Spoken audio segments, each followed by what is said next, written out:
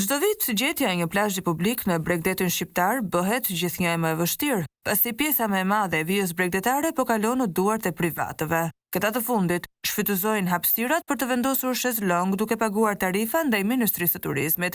Të dhënat zyrtare tregojnë se gjatë 3 viteve të fundit, sipërfaqja e plazheve të dhëna me kontratë për subjekte private është rritur ndjeshëm.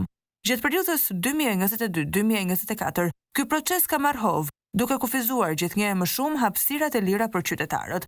Në vitin 2024, vetëm në Bashkinë Lezhë, sipërfaqja e plazheve private arriti në 74.106 m2, nga 20.969 m2, që ishte në vitin 2022, një rritje prej 253%. Tendencë ngjashme është vërejtur edhe në bashkitë të tjera, ku plazhet private zënë sipërfaqe të konsiderueshme. Në total, në 6 bashki, sipërfaqja e plazheve private është zgjeruar me 132% në 3 vitet e fundit, nga 239.221 m2 në vitin 2022 në 554.738 m2 në vitin 2024.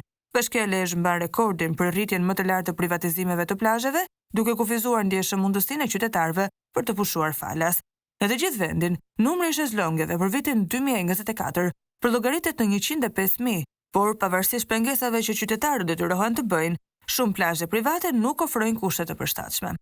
Mungesa e hapësirave për shkak të shezlongëve të vendosur shumë pranë njëri tjetrit, muzika e lartë nga lokalet dhe hotelet, si dhe ndalimi i ushqimeve të sjellura nga pushuesit, i shprehur përmes tabelave të famshme, ndalohet termusi, janë disa nga problemet më të mëdha që shqetësojnë pushuesit gjatë sezonit veror.